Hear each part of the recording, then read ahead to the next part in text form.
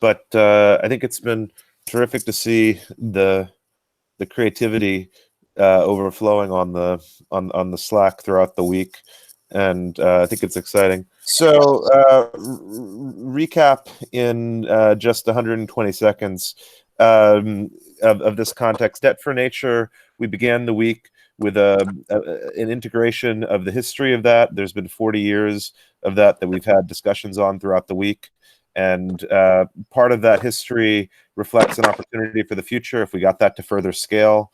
There's intersectionality of getting Debt for Nature to scale with climate change, because but biodiversity risks are also independent of climate change and intersecting and compounding of climate change risks. So there's part of why what we've looked at this week is under what circumstances can these social innovations reach scale?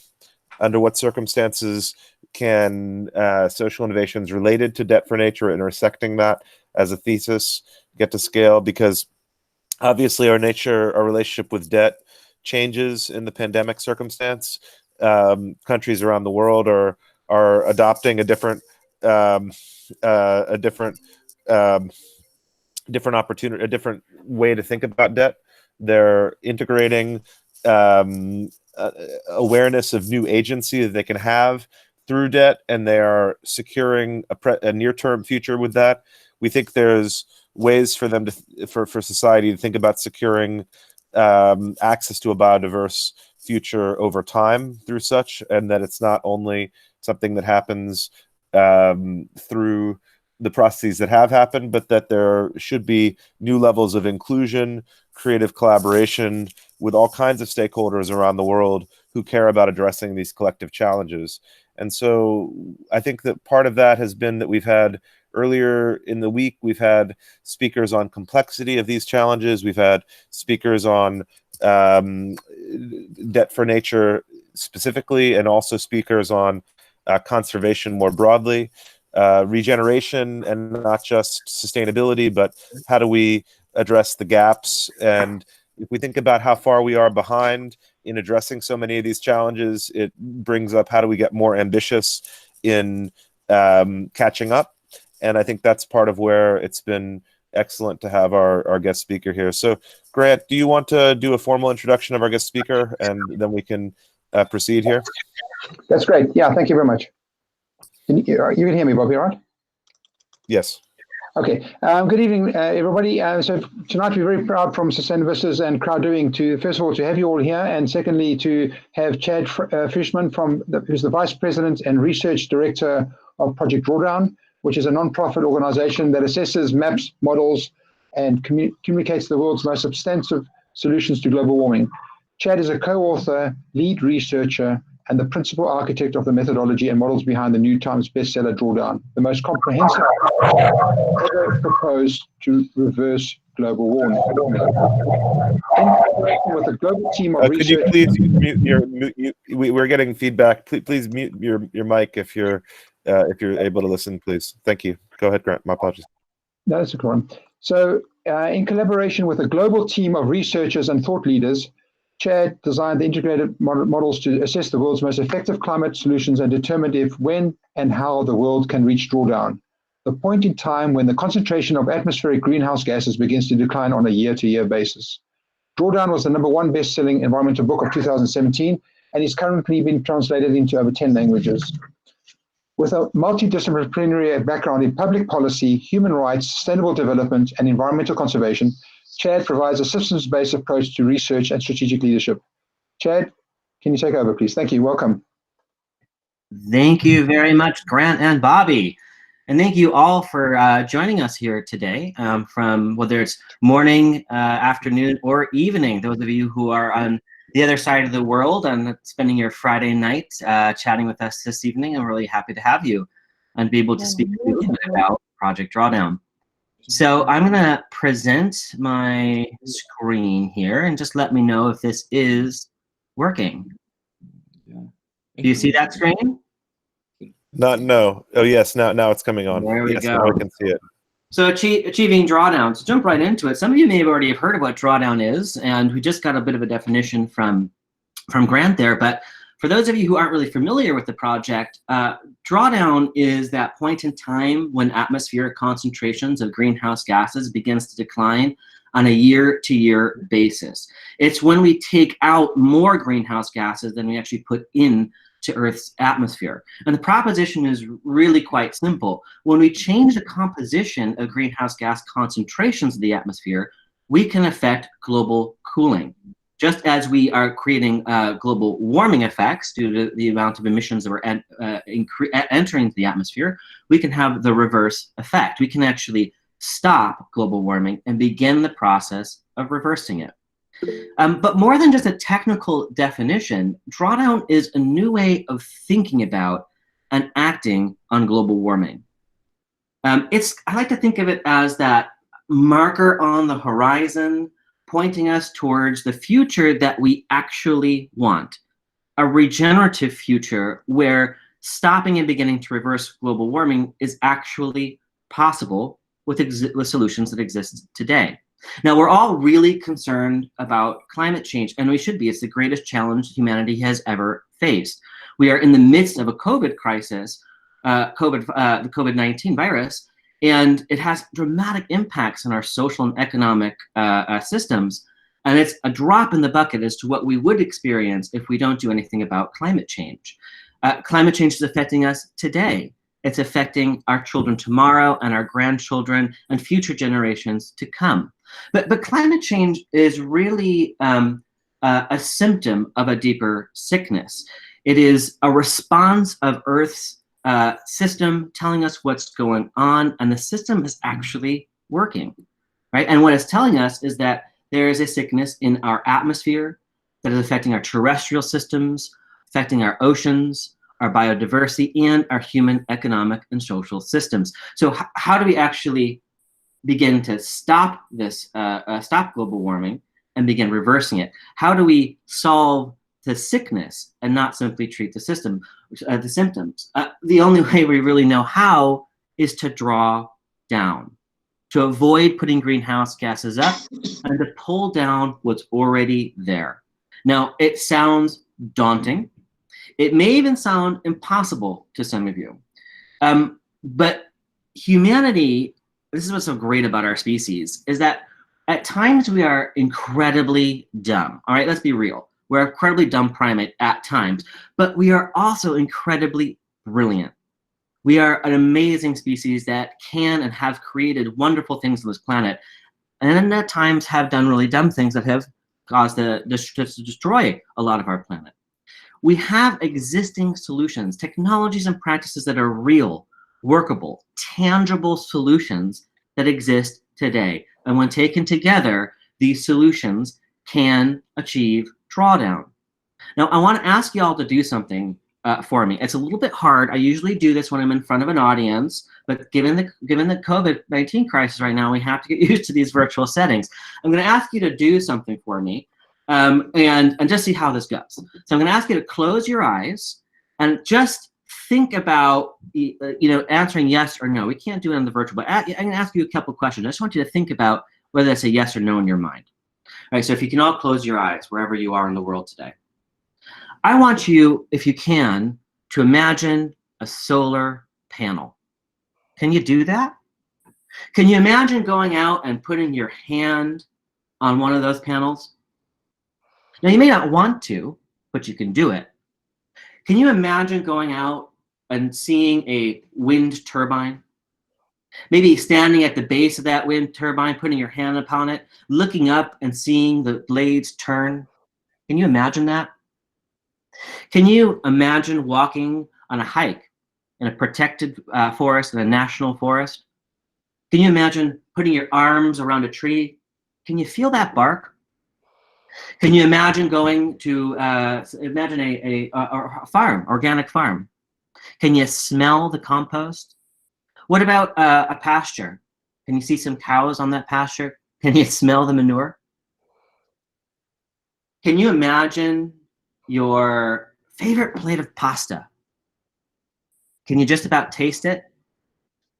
Can you smell it? Can you imagine that? Will it still taste delicious if there was no meat on that pasta? Can you imagine this might be a little bit harder. Can you imagine a circular economy? Can you put your hand on it? It's a bit hard. I'm not sure you can. Can you wrap your arms around sustainability? Can you smell regeneration? Can you taste it? Now I want you to imagine something else. Can you imagine the smile on a young child's face when he or she receives her diploma after 12 years of schooling? Can you give that child a hug? Now open up your eyes. Now what I wanted to walk you through here was, you know, we need high-level thinking, big framework thought. Quiero agregar muchas cosas, ¿no? If we can ask you to mute. A mí sí me gustan curses. Yeah. We have high-level frameworks that we really need. Things like circular economy. No.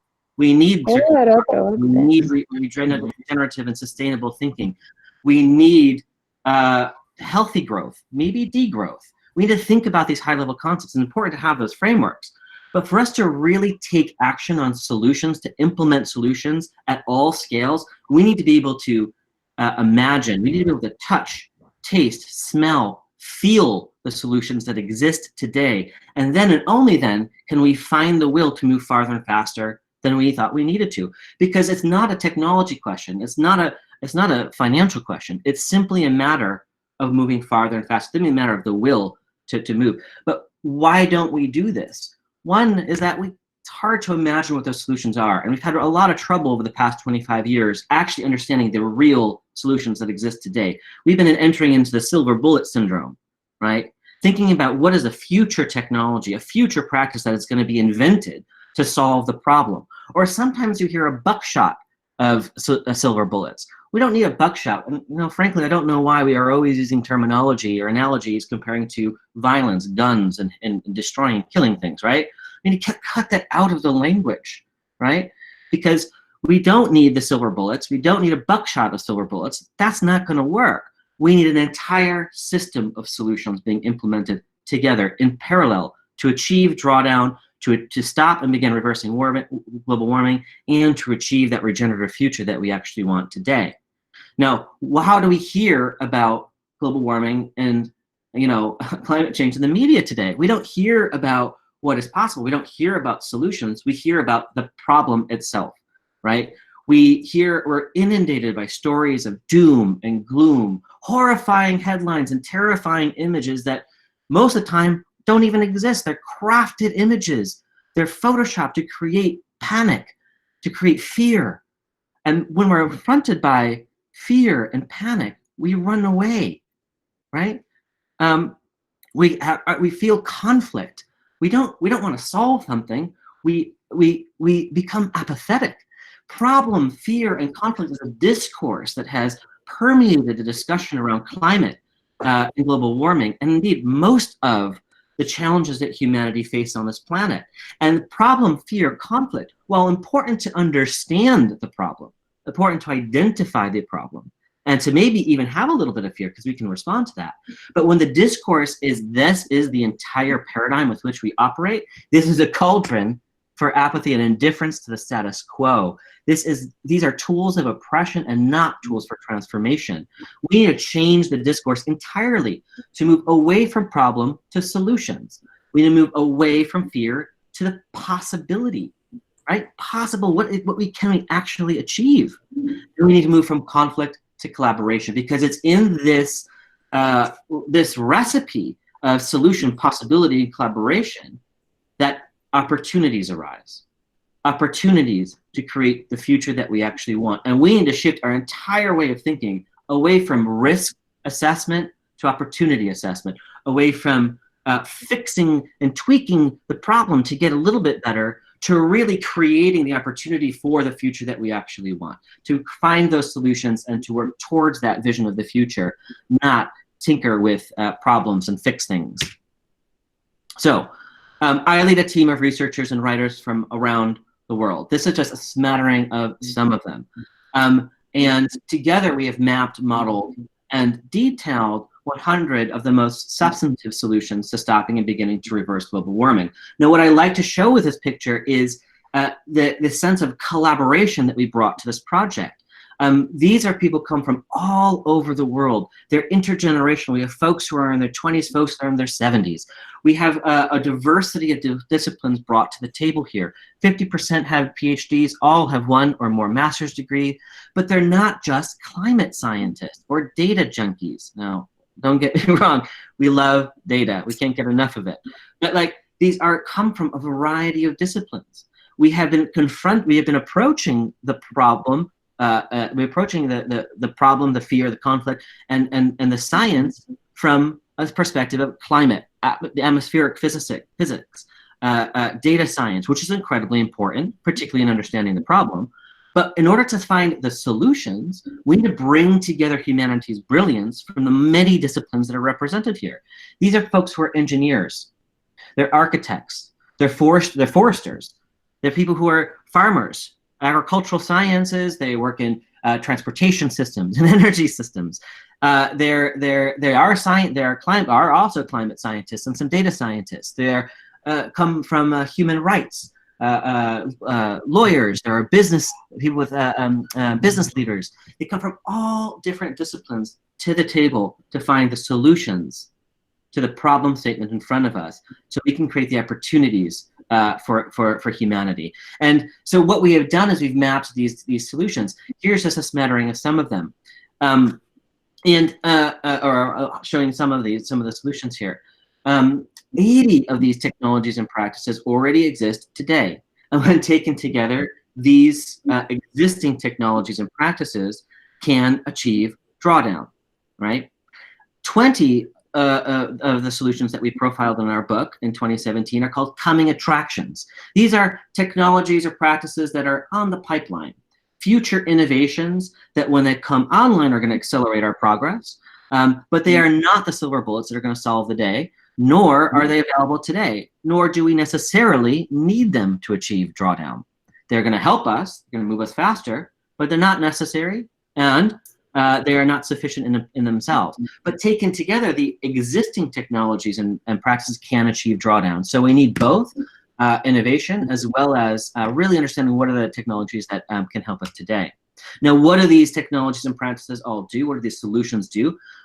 3 core mechanisms that are essential. 1, replacing existing fossil fuel-based technologies with clean, renewable alternatives. Stop fossil fuels. Essential. 2, reduce consumption through technological efficiencies and behavior change. Okay, reduce demand.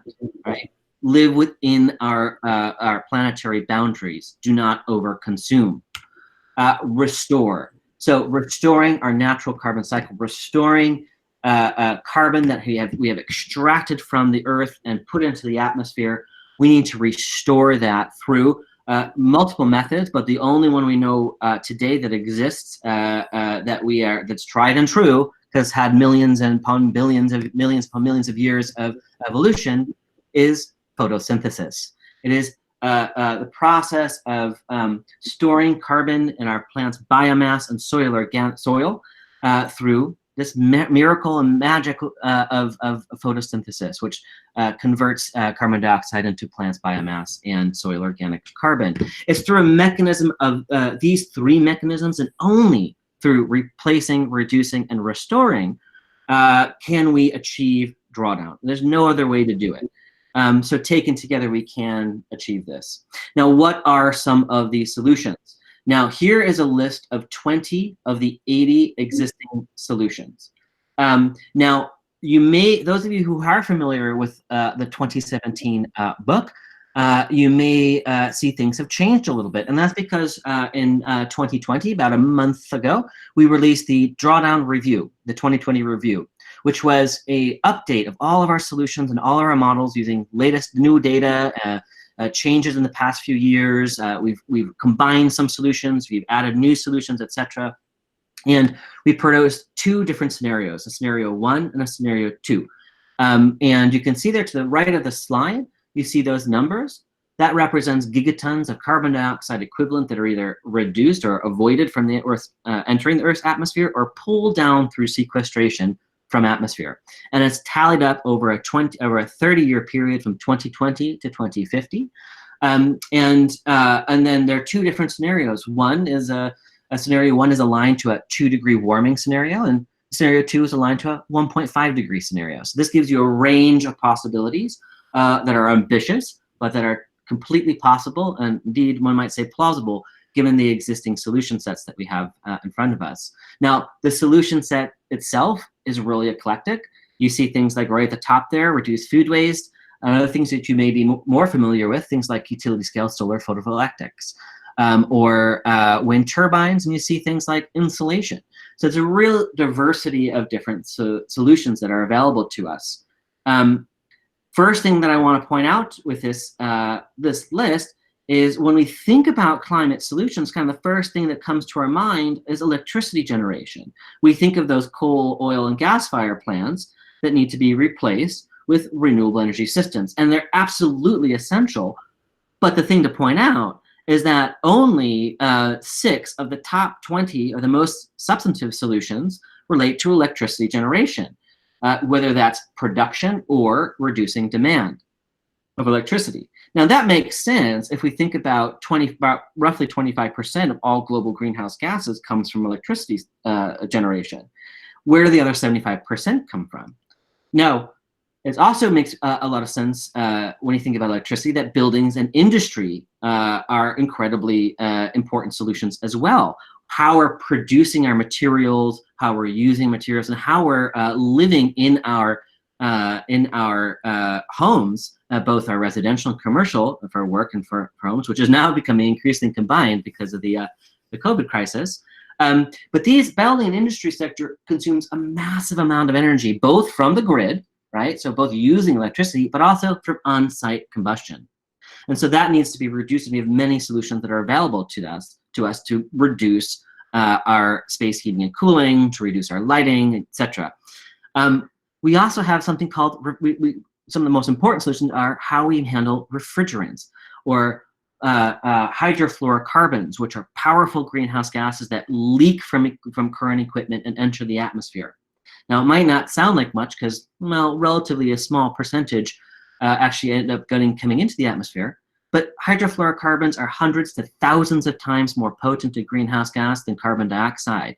And when taken together, if we can reduce the amount of leakage and destroy those refrigerants at end of life, we can avoid up to 58 gigatons of carbon dioxide equivalent from entering the atmosphere.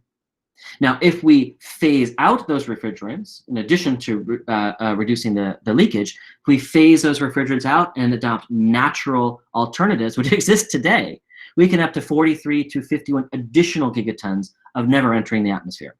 So taken together, that's over 100 gigatons of carbon dioxide equivalent that can be avoided from entering our atmosphere just from how we manage our refrigerants, which are used in our air conditioners and refrigerators across the world to keep our buildings and environments cool and our food fresh. So they're really important solutions. And I just want to pause here for a second and just note that carbon dioxide equivalent, for those of you who aren't familiar with the term, simply refers to the conversion of different types of greenhouse gases, like methane, like nitrous oxide, and in the case of refrigerants, fluorinated gases, to convert them to the equivalent of their global warming potential of CO2, or carbon dioxide. And that's important to do so that we can compare these solutions as apples to apples to apples to apples. But moving on, one of the most exciting and really interesting and provocative, I think, conclusions of drawdown over these years has been the impact of food systems. Now, many of you may not, the impact of food on the climate may not be immediately apparent to a lot of folks. But if we think about every drop of oil, every seed that is produced and going through the supply chain of our food systems, it becomes pretty obvious, right? We think about all the emissions, all the energy, all the labor to produce food in terms of production and agriculture, the harvesting, the processing. So think about how we actually make our food into the goods that we have today, goods that we have in our homes, packaging our food, all the tin, all the factories that are churning out emissions by producing the tin, the plastic, the glass, the cardboard that we package our food in, put onto trucks, put onto boats, and in some cases, sadly, for luxury commodities, put onto planes to fly all over the world to meet our consumption demand. All the while using refrigerators to keep that food fresh and frozen as it goes through the entire system. So all of those refrigerant gases are being used. And then it enters our markets, where they overstock our markets to make sure that with beautiful produce, right? Because of consumer demand, assumed consumer demand, that consumers will only want to purchase beautiful produce. And overstocking it so that consumers, when they come to grocery stores, feel that their grocery store is plentiful. We all know, we've all experienced that. But when it then goes to our homes, we purchase our food, we drive it home, sadly, and we turn on our gas or electric stoves, if we're lucky, living in a high-income country, or if we're not so lucky, living in a less and least developed country. Too often, folks are using cook stoves for burning of biomass, which produces noxious fumes, as well as contributing to global warming. They're terrible for human health and well-being. And sadly, 30 to 40% of all that food at the point of consumption ends up in a landfill, not even eaten, where it decomposes and emits methane. Methane, which is a potent greenhouse gas that is 34 to 86 times more potent than carbon dioxide, depending on what time scale you consider important, 20 years versus 100 years. And taken together, when you see this as an entire system, as you trace that drop of oil or that seed throughout the supply chain, it becomes really apparent that the decisions we make every day about how we produce our food, what we're producing, and how we consume that food are perhaps the most substantive decisions that every one of us as individuals can make every day, that companies can make every day about how they're supplying food for their employees, and businesses can take direct ownership over, depending on how they're are also serving food and providing food to their customer base. So these are decisions that link the entire system together, and incredibly important. But we have to also remember that land use, how we are managing our existing ecosystems by protecting forests, our wetlands, and currently degraded land, essentially safeguards, expands, and creates new carbon sinks that directly draw down carbon every year. This is how drawdown happens, through our ecosystems that pull carbon dioxide out of the atmosphere, convert it to plants' biomass and soil organic carbon, as I said earlier. And our natural sinks are the best solutions that we have available to us, whether that's restoring degraded land to, say, tree plantations to produce forest, to produce timber for our consumption, or using currently degraded land for forest restoration in the tropics, which you see is one of the most with a number 5 solution here. Or temperate forest restoration. These are incredibly important solutions, how we manage our ecosystems that have a series of cascading benefits to the planet, which include supporting our biodiversity, improving biodiversity, etc. And what I think is really super duper interesting is that when you combine land and food together,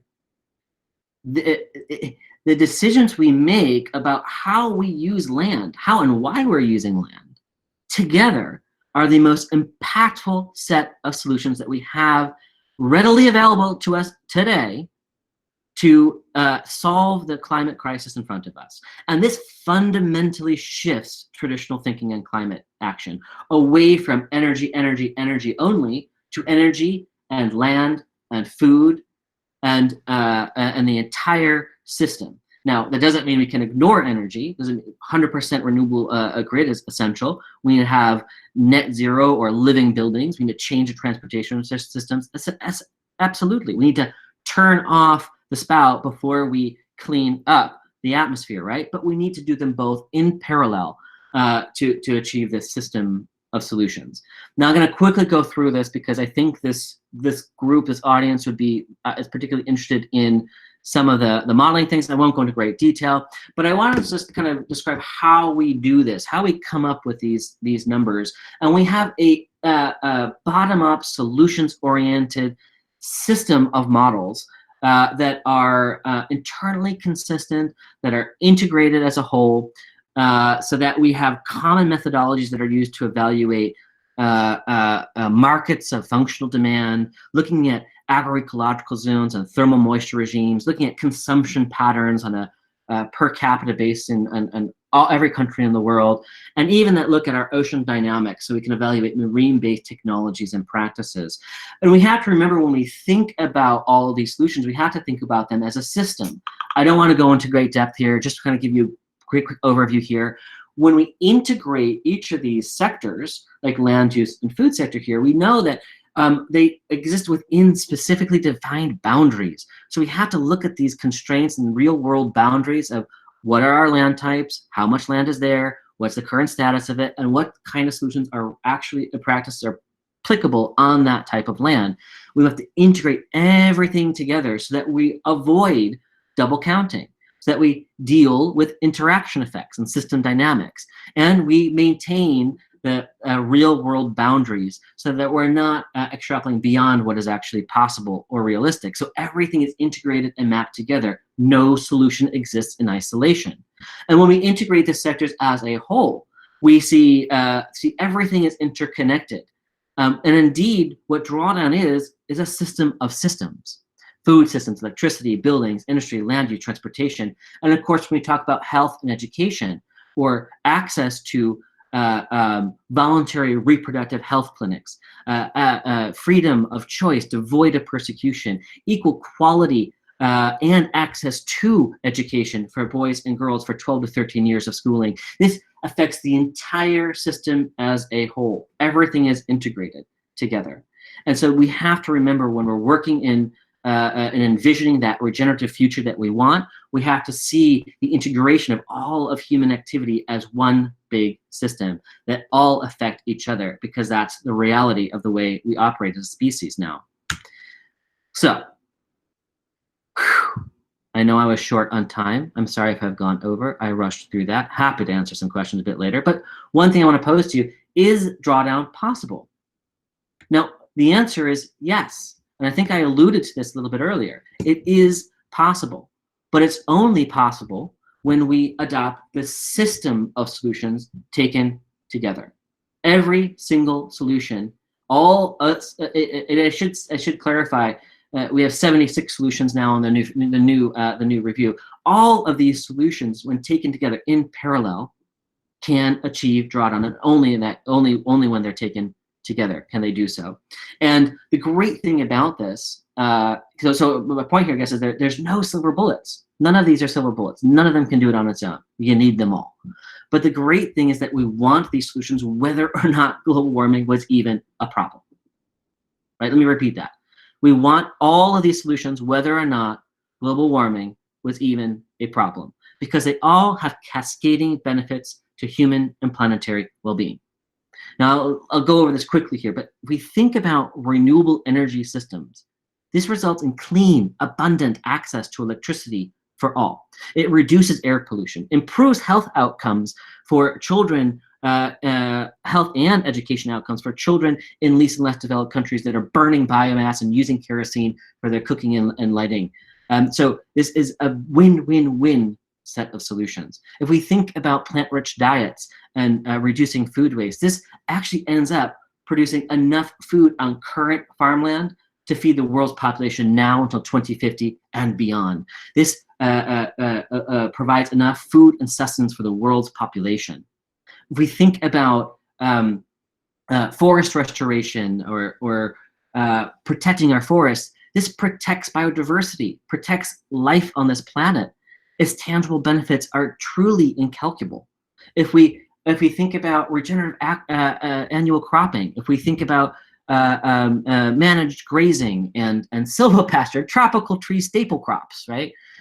These bring carbon back to the land, improve soil productivity and yield, improve water retention, increase yield, benefit smallholder farmers and large farming operations alike. right? These are the win-win-win-win series of cascading benefits that help this planet. And if we think about health and education, this is about human rights. This is about gender equity. This is about parity. It's about economic development for all people. It's about justice. And when we weave social justice, equity, and well-being for all throughout all of these solutions, we can see them through each and every one of them, because they all have those benefits.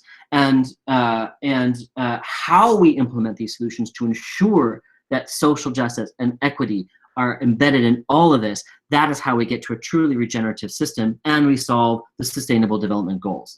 By implementing a system of solutions, we can help to achieve the SDGs. And indeed, I challenge us to think about going beyond the SDGs to regenerative development goals. So let's solve these, let's get to that level, and then go beyond, because sustainability itself is really challenging in terms of social equity and justice in a bounded planet. If we can be sustainable, sure, that's good as a starting point, but let's be regenerative. Let's expand the pie for all people. Let's create well-being for all and abundance for all in connection to nature, and avoid the limitation of just sustainability. But this is a discussion about debt, and so I think it's important to reference the cost that this is going to take to do all this. So we've done a financial cash flow evaluation that is pretty darn conservative, I must say, and for these two different scenarios. And we compared essentially two worlds. One world is if we didn't do anything, our baseline scenario, and one world and these two other worlds where we achieve a 2-degree warming or 1.5-degree warming scenario. And we did the calculation about how much it would cost to implement this whole system. And what we found is that the additional cost compared to what we'd have to spend anyway, is about $22 to $28 trillion over 30 years. Now that's a lot. It sounds like a lot. But if we think about over $80 trillion of global GDP every year, this is less than $1 trillion a year on average to achieve this. It's really a drop in the bucket. But more importantly, when we implement this system of solutions, we have a net operational savings. So this is how the difference between the operational costs, right? We have a net operational savings of $95 to $145 trillion over 30 years. And that's over a lifetime of these implementation of these solutions. So that's a huge return on investment of only $22 to $28 trillion. And what this essentially shows us is that this system of solutions, or this system of opportunities in front of us, in front of humanity to create this future that we want, is only a win-win-win-win-win-win-win set of solutions, because they're beneficial to our planet, they're beneficial to humanity, and they're, by the way, profitable if you're so inclined. I've never worked for a for-profit company in my life, but I know some people do. And it is essential to bring in the private sector to help us move this forward, because we all need to link arms and work together to build a regenerative future. Because when we adopt this system of solutions, we actually change the way we do business from a system that is inherently exploitative and extractive to a new normal that's by nature, because it's connected to nature, is restorative and regenerative. And we can do this when we link arms together across the world, across all different types of, across generations and across different perspectives, because we are the regeneration. No more generation X, Y, or Z, right? We are the next generation where we're all in this together, the regeneration. And I ask you all to link arms with me and with everyone out here to help further the regeneration in any way we can. And I'm really excited to hear how this Debt for Nature project can take root and help us move capital flows, or move capital into the solution space, and really promote nature as the essential, nature and our food systems and our terrestrial systems and our marine systems as really the most important set of solutions that we have for humanity and for this planet. So I think that's phenomenal, Chad. And I wanted to just flag that we have a few questions that came up for you from the chat. And I wondered if you wanted to take just 5 minutes here to address any of the questions that were shared in the chat already. and I think it's a amazing initiative of Drawdown. I think this explanation adds tremendous clarity in ways that I'm grateful for on behalf of our community. So I wanted to just express that collective gratitude. But did you want to offer any commentary on the questions that were shared in the chat? Sure. So I am so sorry. I just realized how much I just talked. Grant, Bobby, next time you can interrupt me. I'm a big talker. So I know I had 15 or 20 minutes. I just went to 30. So anyhow, so I'm just looking at some of these questions. Great to hear that some of you have been using the new report, and thank you for pointing that out. Slides, there isn't one for that slide, but just reach out to us. Agricultural lands can be combined with regenerative agriculture, agroforestry systems. Absolutely, the agroforestry is well represented as across a number of different kinds of solutions that we promote at Drawdown. Everything from silvopasture to perennial staple crops to tree intercropping, etc. And what we need to do when we think about agroforestry and agriculture, there are additional benefits that happen when we start thinking about implementing solutions in parallel on the same hectare of land. I think that's what you may be referring to. Absolutely true.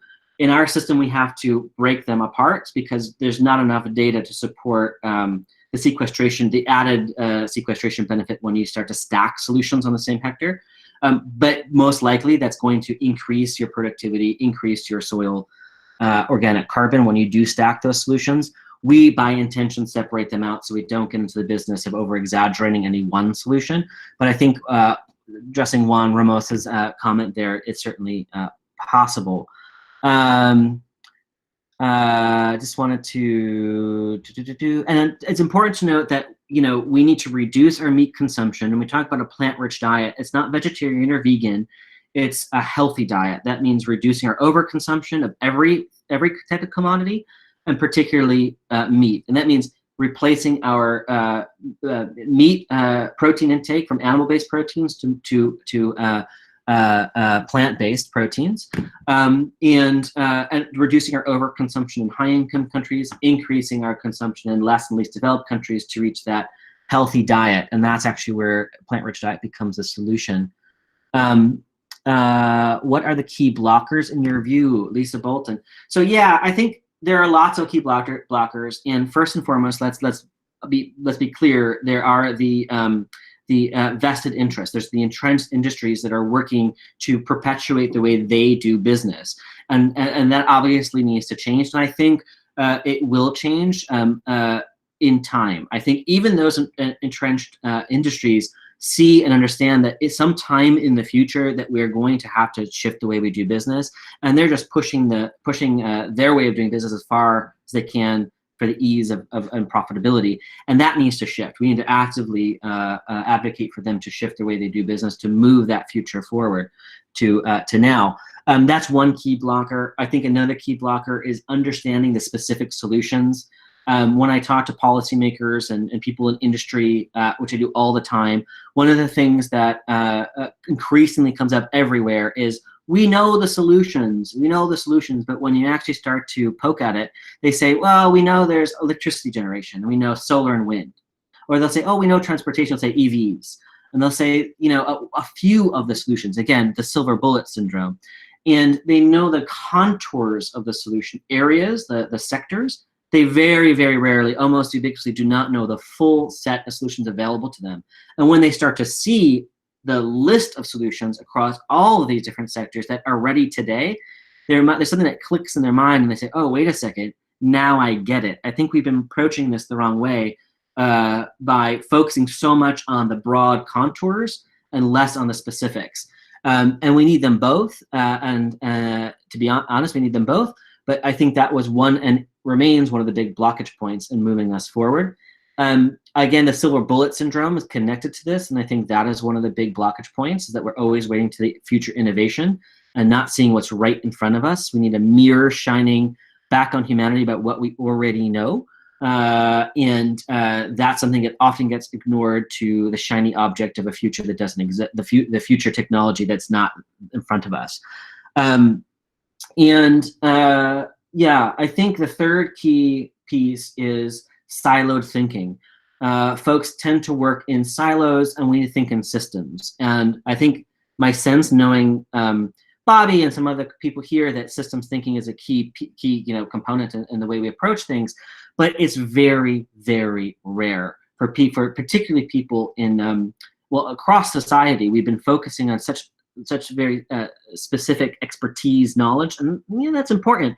But when it gets put into a silo, you get these walls that get put up, and we need to actually break those walls down, create bridges and the connective tissue between all this great expertise, and see things as a system and working in a collaborative space. So breaking the hierarchy and working in a distributed network is absolutely.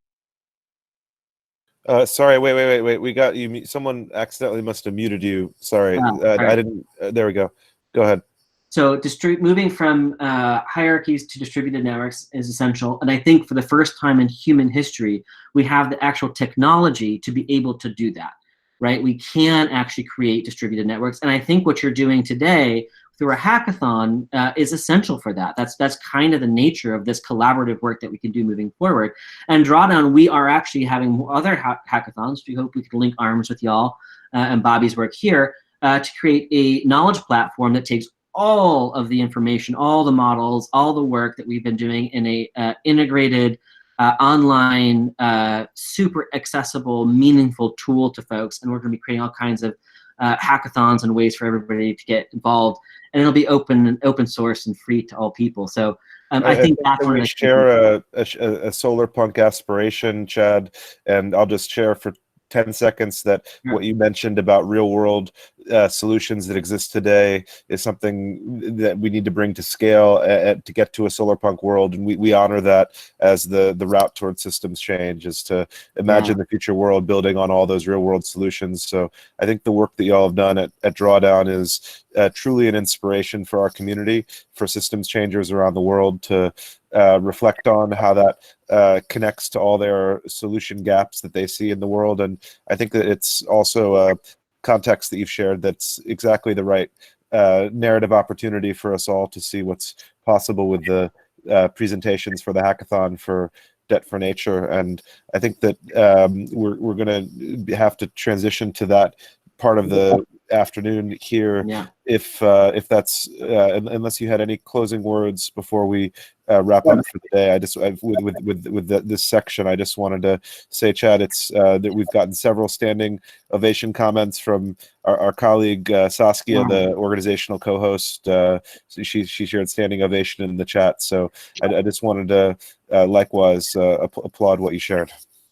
Yeah, Bobby and Chad, from Sustainability and CrowdDoing, obviously we see this just the start of the cooperation and collaboration with you guys. I mean, we do want to move forward going forward. So this collaboration, this hackathon doesn't end here. This is just the start. So and we welcome what you shared with us today, and what Bobby and CrowdDoing, and obviously we as Sustainability, we're the junior partner, we're the new guys on the block, but. And obviously we'd like to see you back in Europe as well. When after this crisis, we'll be meeting face to face. So can we and obviously Chad, I'd love you to make a conclusion and a sort of summary of where we go forward, and then we'll have to move on to the. Sorry, Grant, you're breaking up for me. Sorry, if you can just summarize, and then we'll have to move on with the hackathon. Unfortunately, we're running a bit late on time. So if you can you hear me? Chad, any last words, I think, is what Grant is asking before we wrap up the section. He's just inviting you to share closing comments. No, I'm happy. Thank you so much for everybody's kind comments. And for those of you whose questions didn't get answered, feel free to email research@CrowdDoing.world, and we can respond to them. There are some other great questions out here from the crew. And just good luck with today. I hope the hackathon goes really well. And thank you, Grant and Bobby, for having me here. And I look forward to continue to collaborate. And anyone on this crew who wants to collaborate on the Drawdown platform, in addition to the Debt for Nature, reach out. We'd be happy to have you. That would be phenomenal. So grateful for everything you've shared, Chad. Thank you so much. Excellent. Bye, all. On behalf of CrowdDoing.world and Sustainavistas, I'm excited to transition us to the next phase of this hackathon. Just to share for 20 seconds of summary, the Debt for Nature intersects with some of what was just shared for the reason that if we are able to leverage the need for climate change and the need for regeneration, that might be able to get some of these themes and theses of Debt for Nature that have been percolating for decades to closer to the scope and scale of our challenges.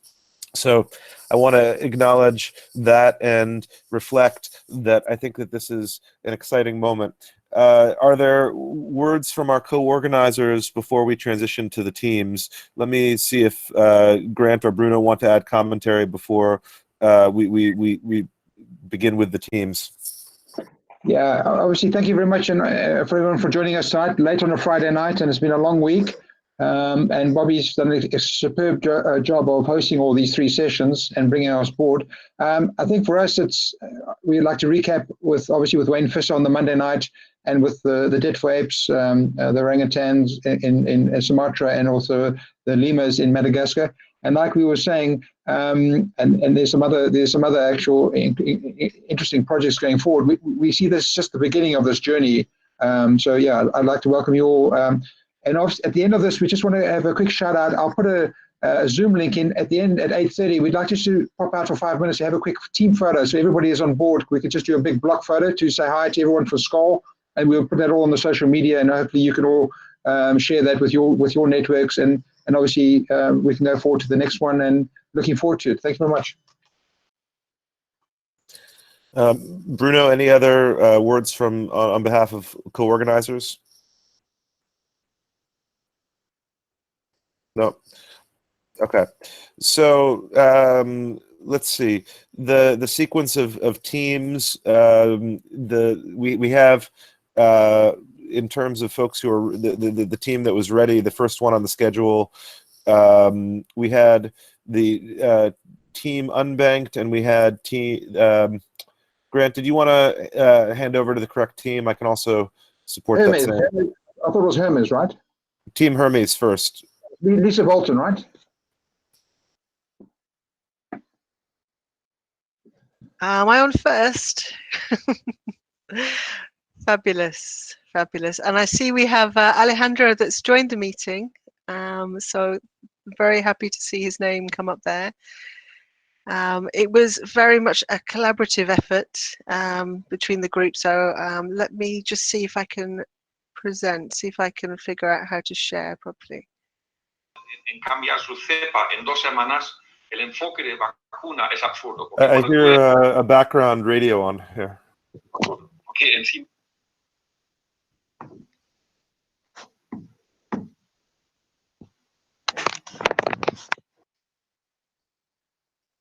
Okay.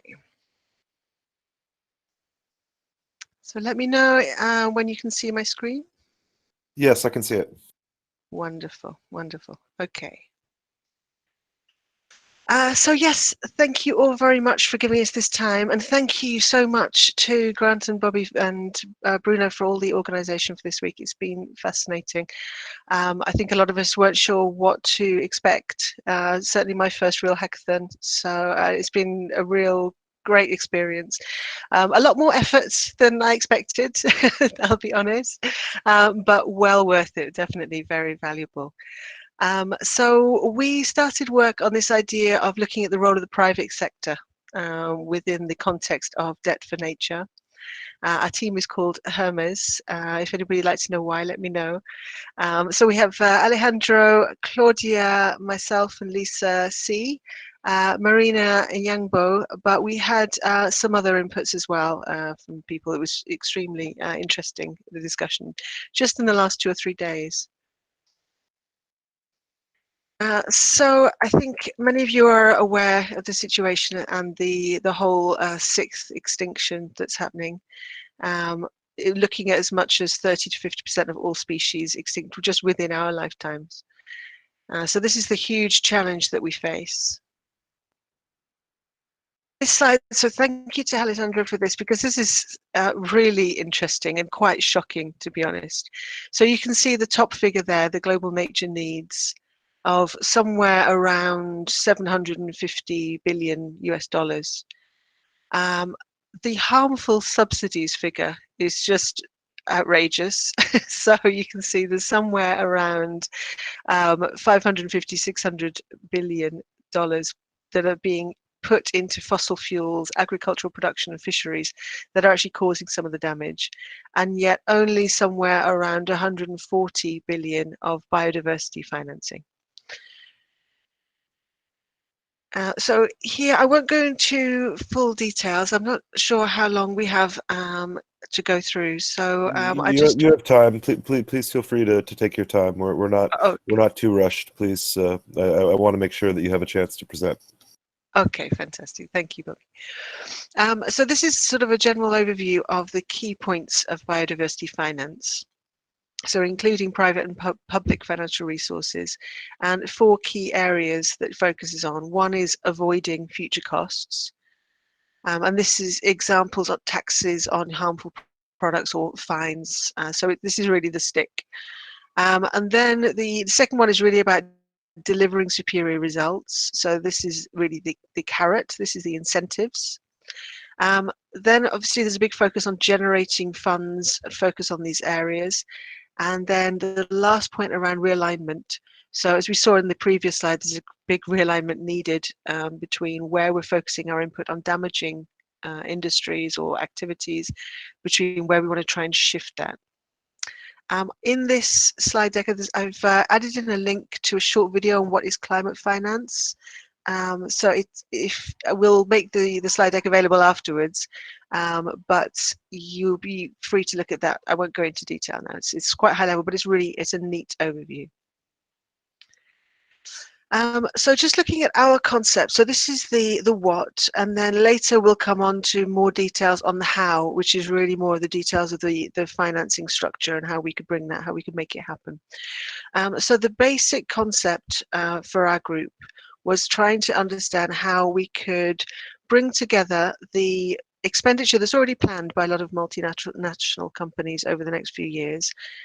So just to let you know, I'm working at Nestle, and so I'm involved in discussions constantly about the different interventions that they've got ongoing in all the different areas. So they're looking to reduce their emissions, but they also have a pledge on biodiversity and water usage, helping with poverty, etc.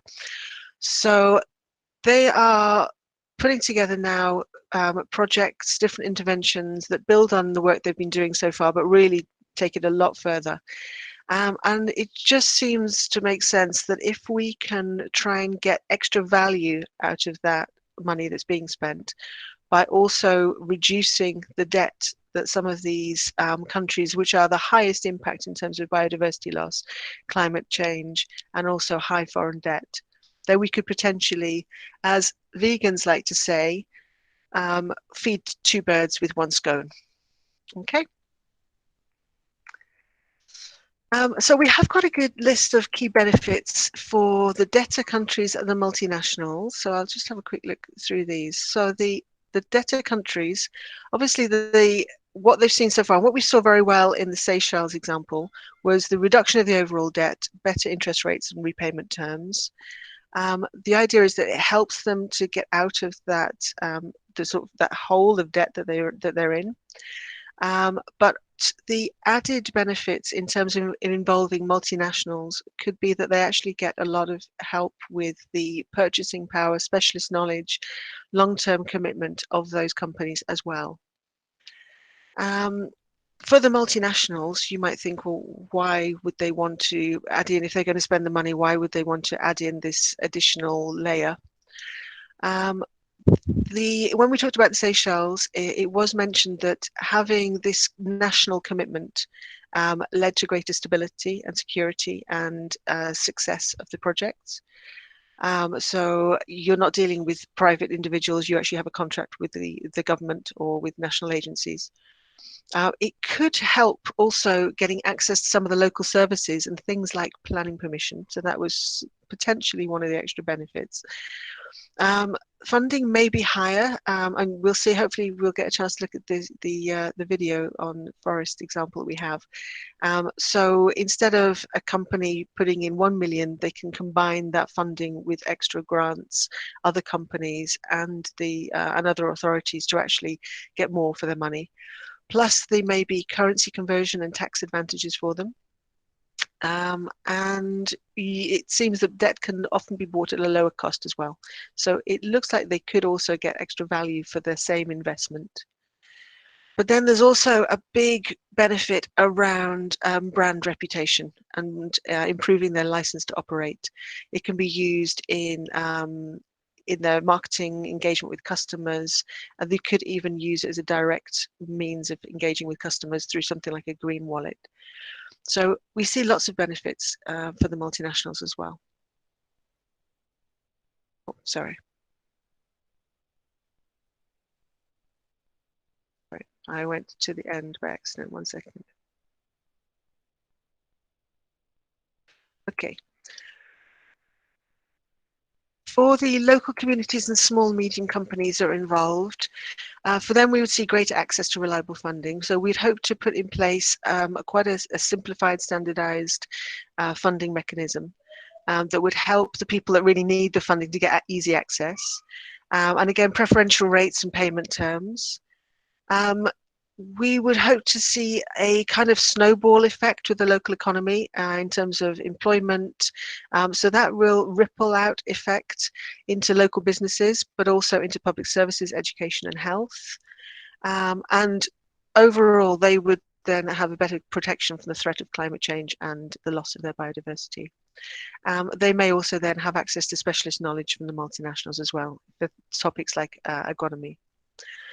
For the NGOs and the conservations, the involvement is clear because it's a good source of funding. Access to the purchasing power and the expertise of the multinationals, and hopefully again we might see a snowball effect once we get a mechanism up and running. It might also provide links through the multinational between the NGO and the end consumers or the customers. And for the creditors, the ones that are currently holding the debt, we see the reduction of the high risk debts. Of course, there are a whole list of risks around the whole concept of debt for nature in general, but also with regards to the involvement of private companies. The main one that we highlighted was potentially the authorities don't provide the cash that's needed. So if they're not able to pay back their loans, then there's potentially no guarantee they're going to invest in the sustainable projects. But this is where we can use risk analysis before commitment. So we're really understanding the level of engagement and the priority for those countries that we work with. Making sure we have robust contracts in place. We'll see later in the how, we're talking about the pay for success. And obviously there's a role for insurance companies to play. The transaction cost can be high, process can be complex. So we would want to simplify that obviously as much as possible.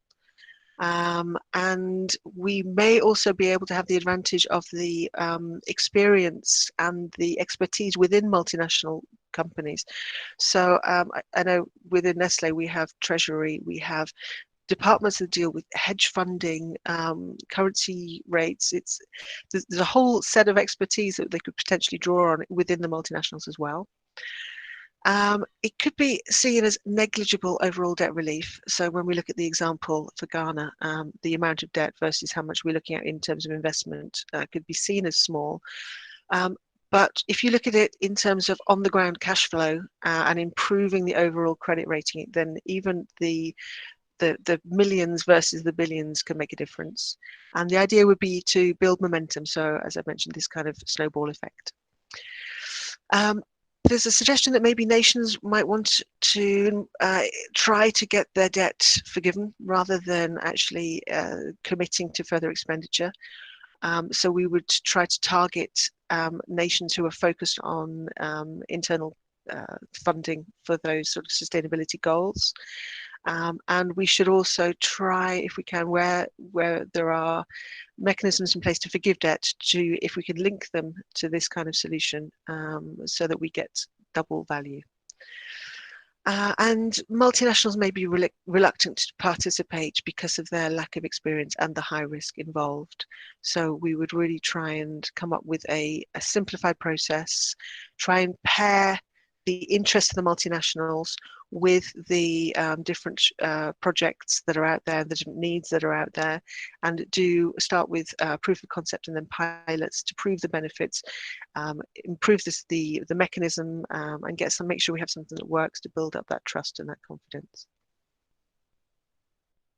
So this is an example of what we could potentially look at. So Ghana is a country, as we know, it's made a lot of progress in terms of sustainability, renewable energy, etc. They have a huge foreign debt. They have huge cocoa production, which is at risk because of climate change. And I was quite upset this week to hear with our risk management team internally that they saw one of the knock-on effects being that cocoa producers would need to move to higher altitudes, which would lead to greater deforestation. So loss of biodiversity at the same time. So an example would be a debt for nature swap with a pay for success contract for sustainable cocoa production of 5 million for 4 years. So that's the kind of thing we're looking at. So Alejandra, would you like me to go through, or would you? I'm really happy for you to speak over this if you're still with us.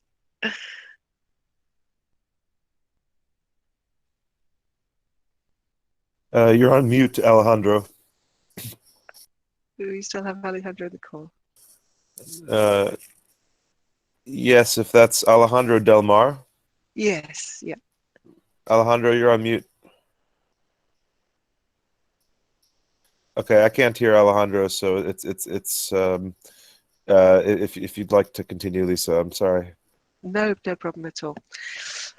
So this is a great overview from Alejandro on the debt for nature concept, and some really interesting figures on, for example, the debt for nature swaps, less than 0.1 billion to 0.15 billion in 2019, but huge potential for growth.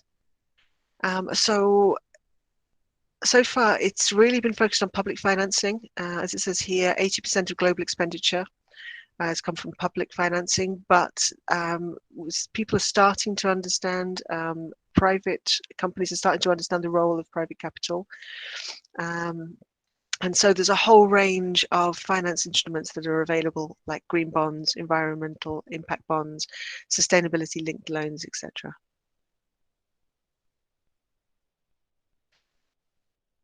So there's a great background here on so this is the background here of this debt for nature, the sharing that's, let me just skip through. Trying to see which points to pull out. So far the impact has been relatively low. So it's been focused really on developed nations' foreign debt and not looking at other sources of debt. So you can see 2018, the total debt was for developing countries was almost twice their combined GDP. So huge figures that we're talking about. But what we wanted to look at was looking beyond the traditional accumulated foreign debt relief, and merging it together with other tools that exist, financial tools that exist.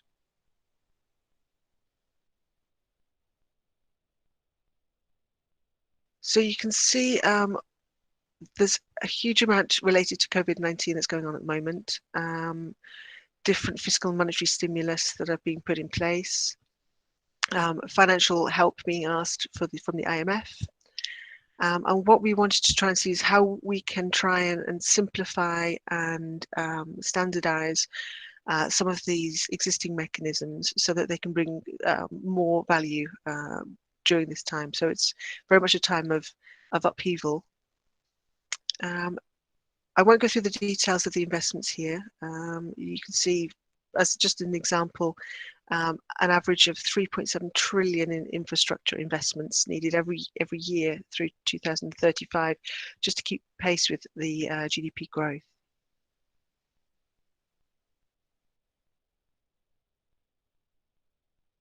So I just want to, if this will work, so fingers crossed.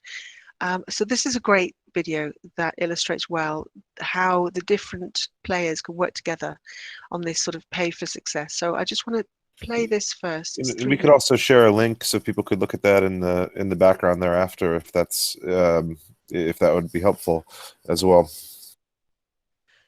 It's 3 minutes and it's a nice illustration, but if we're short of time, then we can include it in there. It's in the slide deck. Yeah, I think it's just that we want to give a chance to Yangbo next to present, and so I just wanted to let you conclude the rest of what you wanted to share, and then we can do so. But I'm happy for folks to watch the video, and if we share it if we have the slide deck all shared to Slack, that's helpful for all the groups actually. Okay.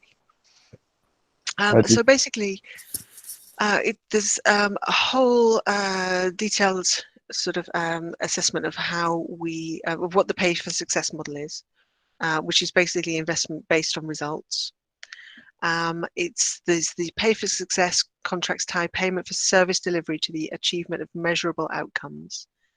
So obviously the outcome needs to be reviewed and signed off by an independent party. And then you also have an environmental impact bond, which is related to fixed amount borrowed and guaranteed to repay. So the idea is that we have this pay for success model, but on top of this, so you can see here, you've got the pay for success model at the bottom, which is drawn out. And then the very top part, this is where we've sort of laid on top of this standard model, the debt buyback.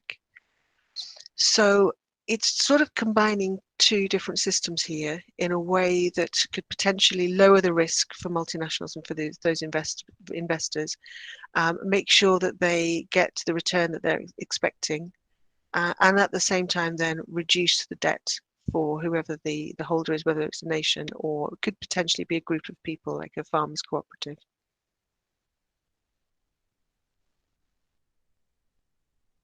Okay. So this was the challenge that we were set. Can we find a simpler, faster way to forgive and restructure debt while regenerating nature? And can we scale and apply systems change principles to bring debt for nature back into focus and on the agenda for the now slightly postponed COP26? So we believe that we have met your challenge. We have been rethinking debt for nature swaps in combination with innovative newer financial tools to increase attractiveness for corporates in the private sector, starting with smaller concrete projects within multinationals, within supply chains and scale based on robust national partnerships, increasing the private sector involvement, and changing systems by building reliable, trustful national private public ecosystems. So these are our next steps. So investigate the feasibility of pay for success models with debt for nature mechanisms. Explore interest within the large multinationals across different industries. Work with local governments, NGOs, investors to decentralize transactions at the local level. Develop models for pay for success contracts for different sectors so that we would tailor them to the different industries. Research local projects which may be good candidates for matching with multinational investments. Start with a proof of concept and pilots before industrializing the model, and look how we could scale up the impact for local communities. So we want to try and make them self-sufficient and independent. Phenomenal. Grateful for your presentation. I want to see if we want to take a brief set of questions, and then we're going to have our next presentation begin. So are there any immediate questions? And if there's not that come to mind, we can transition to the next presentation. But I think it's fascinating. Juan asked a question. Would you like to see that, Lisa? Yep.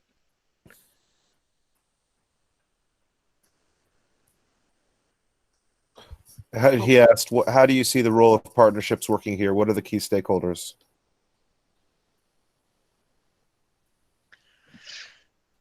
So I wish I could have shown you the video. So basically, I mean, My apologies. no, not at all. It's just it summarizes it really well. So it's basically, it could be any number of partners. It could be on a very small scale, directly between an NGO, an individual company, and a team on the ground. So within a government, working with local communities. It could be wide-ranging, involving a number of different research institutes, NGOs, conservation trusts, a number of different companies that all have the same goals within one or several countries, but focused on a specific industry, for example. So really, it could be a wide range of players. I think we would want to start very small, though, test it out before scaling up. Thank you so much. I think that Yangbo and Tanuja are ready to present, I believe. And is that correct, Yangbo and Tanuja? It sounds like from the chat. And if not, we have... Go ahead. Yes, correct. And Tanuja, you're ready. You have the slides up. Or actually, I sent this to Bruno. So Bruno, are you able to access the document? Bruno?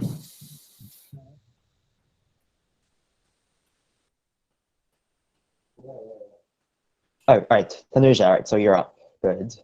Great. Yep. Right. So here, so just to breeze through this, since some of this has overview for you. So mainly that you may have been hearing in the press lately about calls, especially in North America, Canada, United States especially, for bailing out the oil and natural gas sector.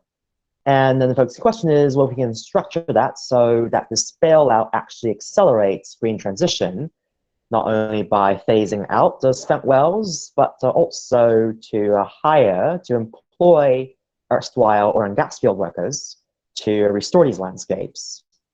And what we did, so just can you just scroll down, please?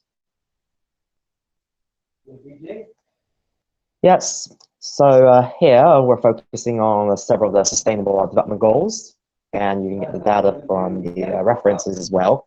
Now, I'd like to focus a bit on the action steps, a bit further down, would be engaging various stakeholders here, given that what we're trying to do is to make it structured so that it's equitable. So for example, let's say you're buying out the equity, buying out the debt of oil or shale oil, shale gas driller. Of course, so you restructure it to be an equity swap, give common equity to existing shareholders, often banks, who are just intermediaries for ordinary savers and pensioners, and also to indigenous peoples, community members in the affected regions, that they could get preferred shares, so they actually have some say over direction of where these regeneration trusts go. And then down the line, it's to gradually replace the income from oil and gas drilling with regenerative activities. And they can be a wide range. It could be things like ecotourism. It could be regenerative agriculture. It could be wind and solar power generation, all that. And go down to the, scroll into the takeaways, please. Yep, and generally the key takeaways are number one, figure out what's the potential for value capture. For those of you not in the know, value capture is using appreciation of land or property value to finance an upfront infrastructure upgrade. So in this case, the infrastructure is, of course, nature, and you're upgrading it by restoring it. So what would then be the effect on land values nearby? And when you repair, when you restore, you clean up those wells, what would then be appreciation? And there have been some studies, but they're far from generalizable given their very limited sample size. So there actually needs to be a lot more data to be collected right there.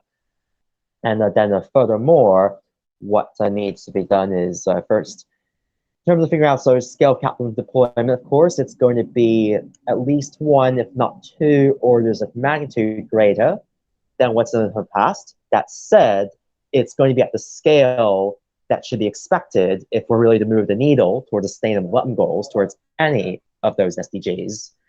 And lastly, it's to ensure that no one actually gets left behind in this just and ecological transition process. So especially decent jobs, that was on the SDGs of focus, and several of the others, restoring a habitat, being able to also forestall worst effects of climate change, everything else. So that's just a brief review, and very quickly, any quick questions at the moment? Questions from the group for the presentation that Yangbo just went through. Questions folks would like to ask now on that? Happy to take a moment for questions on that. If folks have them, type them, or you can share them briefly. Are there any other concluding words you'd like to say, Yangbo, before we wrap up this presentation and then go to the broader symposium for the full discussion? Well, just the last thing I would just recommend is think about scalabilities. And right now, I've been looking at all those net nature swaps, and Alejandro has he has even presented plenty of just data about what the gap is, nearly 1 trillion of an investment gap needed to restore biodiversity. So think about what would be most scalable, what could scale to investment flows of hundreds of billions of pounds, euros, US dollars, Swiss francs, and whatnot. Those just be closing words. Just think about really scaling up by at least an order of magnitude from previous implementations. I see that we also have a new question from the group from Juan Ramos. He wrote, you mentioned a possible focus on Alberta. What do you see as some of the blocking conditions that would need to be overcome? Yangbo or Tunisia? Go ahead. Yes, so both Juan and Bruno could address both your questions at once here, since they're related. But again, the big roadblock, of course, is right now the narrative around oil and gas. And for those familiar with politics in Alberta, given how a quarter of the province's economy is dependent on oil and gas drilling, that it's also understandably the hotbed of a climate change denialism in the country. But that can be, of course, addressed through a narrative, obviously, about how it's going to ensure maintenance of jobs, decent work, and all that. That's really what to push on. It's the narrative. And the main mechanism would be, let's say we were acquiring the debt. So in this, the equity swap, how the mechanics would be, to Bruno and also to Juan, is you'd first, in that buyout, that whoever's holding debt, say the banks, representing, of course, ordinary savers in those regions, they would instead get equity in these natural capital trusts covering these oil and gas fields. And then in addition, there could be also premium, some additional cash injection to employ these oil field workers. They employ them 15 to 30 US dollars, Canadian dollars an hour, pay them living wage to restore these fields, restore them to a pre-drilled state so that you can actually generate the land value appreciation and the income from generative activities to fulfill the return on the new equity holders, be it the banks or indigenous peoples or community members. Thank you, Yangbo. I see Tunisia also unmuted. Oh, and then Juan also asked to follow up. Tanuja, go ahead. Yes, maybe Juan wants to go first, and then I'll speak. Juan asked a question for you and Yangbo, Tunisia, in the chat. I can read it if you'd like. Yes, Do you see this possible? Yep, I see it. Good. Yeah, so yes, Juan, thank you for bringing up Texas. Yeah, that, again, it isn't too different in the case of Alberta, since if you take Texas, again, it's a much more diverse of an economy now, Alberta for one. And secondly, if you take certain regions of Texas, say Western Texas, Texas Panhandle, those are far more dependent on shale and gas drilling.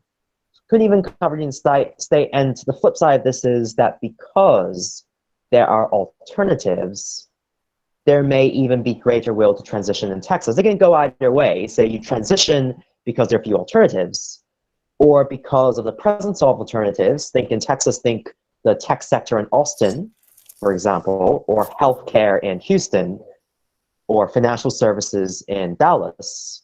If there are these alternatives, then there's an argument made that transition may actually be readier if you have sectors willing to take up the slack in terms of economy. Phenomenal. And last comments from Tanuja and you before we transition to the rest of the hackathon process and the symposium process? Yes, so I'd like to suggest, the wonderful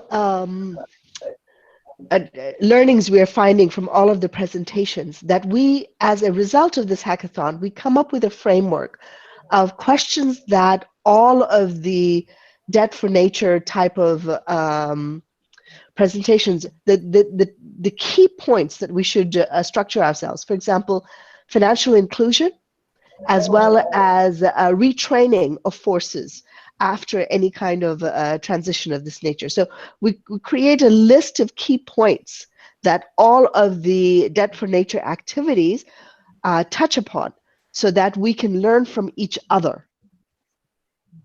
Yeah. So loved some of the points from Lisa's presentation, and then this presentation by Yang Bo. We could combine some of the key points there and create a bigger statement, if you will.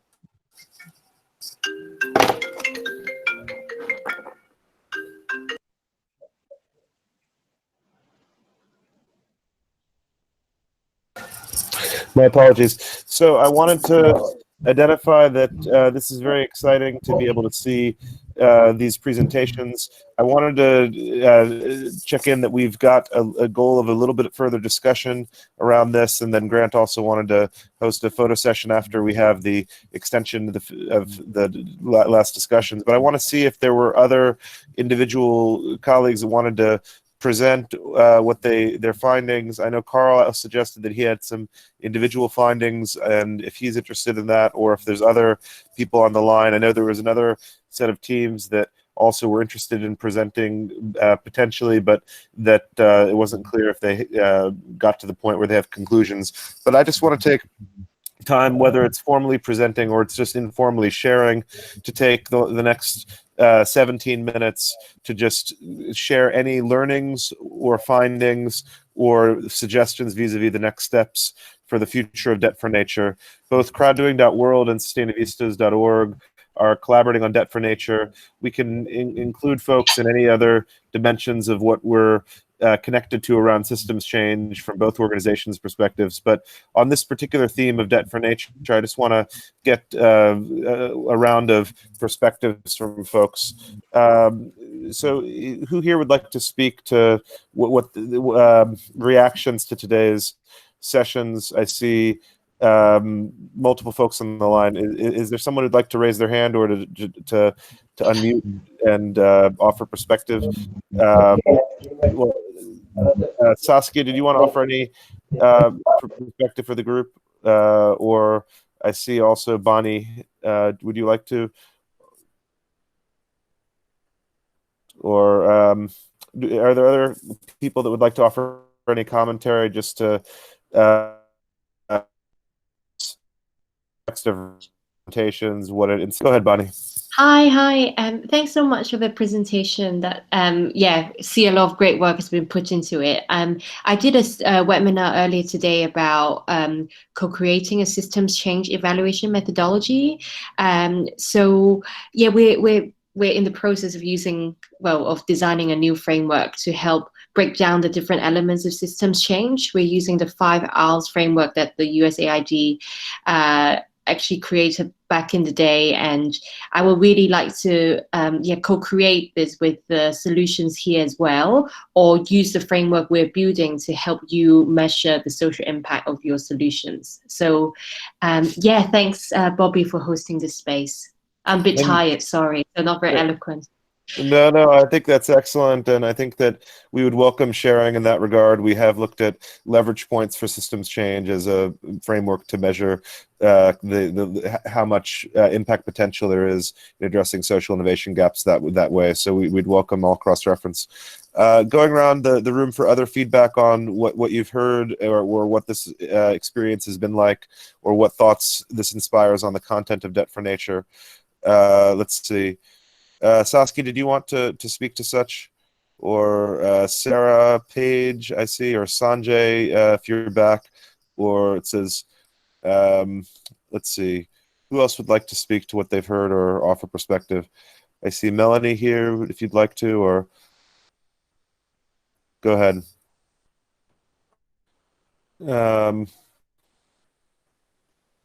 Other perspectives from folks on what they've heard today? Let's see. Go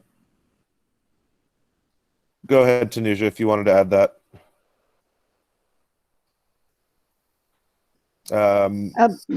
Just saying that I attended Bonnie's session earlier today. She has really grounded her framework in systemic thinking, and it would really, I think, help all of our D4N activities if we brought her framework into it for evaluation purposes. I'd welcome that cross-reference, and I look forward to learning more and sharing more and discovering how we can bring the threads together. I think the systems change is a collaboration challenge, and if we can get the collaboration such that we can get enough leverage to address each problem and know that we're doing that in a self-aware way. Go ahead, Juan. I think one of the interesting players to kind of bring into this discussion, who are always looking for these kind of new ideas because they tend to be a bit more old-fashioned, are multilateral organizations. I know a lot of them are looking at a lot of natural capital solutions and different ways of financing them. And this isn't necessarily something that I've seen come up very frequently, and not at the scale that they kind of can bring to the table. I think that's a great thesis of new kinds of alliances that could allow it to be feasible. Unexpected allies. We've looked at that as a theory of radical collaboration. Who needs to collaborate that hasn't collaborated to make the impact potential possible? And I honor that as a intentionality and opportunity for collective agency going forward. And I think that's fascinating. Thank you so much. Can I ask a follow-up question to that point just made? Your comment there that this sort of consideration is not usually taken. Could you expand on that? What do you mean, Debt for Nature specifically? Debt for Nature swaps. I think that environmental bonds is something that comes out, but the impact and the measurement that goes around that isn't necessarily that reliable, given that the frameworks that they use for measuring and evaluation aren't the best all of the time, and they have such global operations that it's difficult for them to actually follow up in a way that's actually tangible. So yeah, basically that. So do you think that a Debt for Nature swap type of a product is more either reliable or measurable? It can be, depending on how it's operationalized.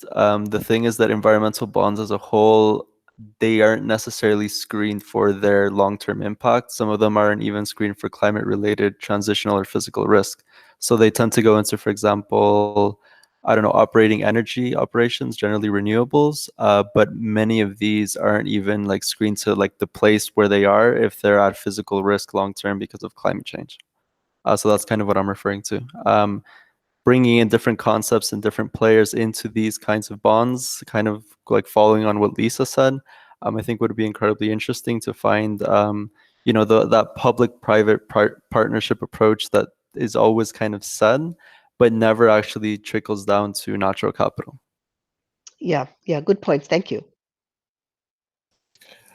Other sources of commentary within this group on what we're discussing here around Debt for Nature.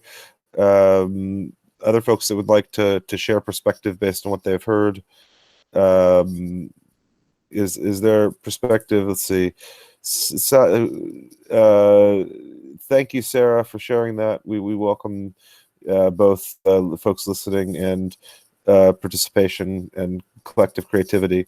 I support that process and the diversity of disciplines and diversities of ways of engaging with this content and creatively coming together. So I would like to see, so folks who are on the line who'd like to share, let's see, Sanjay, did you want to share perspective, or River Flows, or this Paul McConkey, Nicole, Melanie, Megan, Marilyn, who would like to share perspective before we adjourn? I just would like to let us get a chance to get folks who haven't had a chance to offer perspective, and we'll then ask the presenters one last set of feedback on the experience and suggestion on next steps if we've not got other feedback from the participants. Carol or Caddy or Claire, would anybody would like to share additional perspectives in terms of what you thought from Debt for Nature? Okay, let's go to the photo then. Let's Grant, do you have the link for the photo?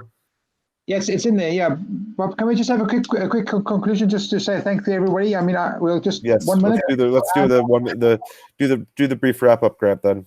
Yeah, that's cool. All right. So obviously, Bobby and the rest of the Sustainabilists want to thank you all for participating. It's been a really exciting journey this week, and we just see this as the beginning. And one of the ideas we want to do is to try to get to COP26 still, but also to move this dialogue further forward, and also some of the other projects. So we've actually got an incredible creative environment which is set up, and we see this as just the beginning. So please keep collaborating and getting into Slack. And if you have any question, ideas, contact us, and let's just keep moving this forward. We're looking at least monthly, but maybe even more often. Bobby would like to do it fortnightly, hangout calls to continue the discussion. And there's some other examples of Debt for Apes and Debt for Cats, and there's a whole host of other things we can do. So and outside that as well. I mean, Sustainabilists have got some other plans, but I really want to thank everybody, all the contributors, all the supporters, all the challenges that we've had this week. For Sustainabilists, we don't think this is a bad debut. This is actually our debut on the world stage. We're still a startup as far as NGOs go. And we really like to thank Bobby and the CrowdDoing folks, because I mean, you showed us the way. And let's go to the Zoom link after Bobby and a few other people concluded to take a quick team photo. Thanks very much, and see you later. Phenomenal. So Grant, while I share one minute of catch up to wrap up, just share the link to the Zoom in the chat here, please. And I think that just to wrap up on behalf of CrowdDoing.world and Sustainavistas, to say thank you for your creative contributions throughout the week on the hackathon. We're going to keep the Slack channel on this aligned to Debt for Nature. Anyone who's interested in the CrowdDoing hackathons overall, we can share the Google group. We can, if you're interested in the other CrowdDoing projects, CrowdDoing.world, and if you're interested in Sustainavistas, they've got a website linked to here as well. But we're going to keep the Debt for Nature momentum growing over time. We think that systems change is feasible through these different kinds of themes, and I think this is the global collaboration that we need. What we're going to do is also share the video from today and share that on social media. And if you've shared your LinkedIn, we can copy everybody who's participated in sharing the videos from the week to try to share it with a broader community. I think it's phenomenal to get this creative collaboration happening. Lisa, did you wanted to share last? Let's see. Bruno, did you want to share anything before we transition to the photo? Bruno, did you want to share anything before we transition to the photo? Yeah, actually, thank you, Bobby. It's just, I would just like to acknowledge the effort that these teams have made throughout the week. It's been amazing to see. It was amazing to see the effort you have put into this. Even though we had the honor to have amazing presenters during the week, actually, in my point of view, you guys are the stars of this show. Your effort has been outstanding throughout the week, and actually it is the main purpose of our presence here. And I would like to make that clear, my deep acknowledgement in behalf of myself and the whole hosting team. Thank you, guys. Thank you all. These complex challenges are only possible if we collaborate across disciplinary lines.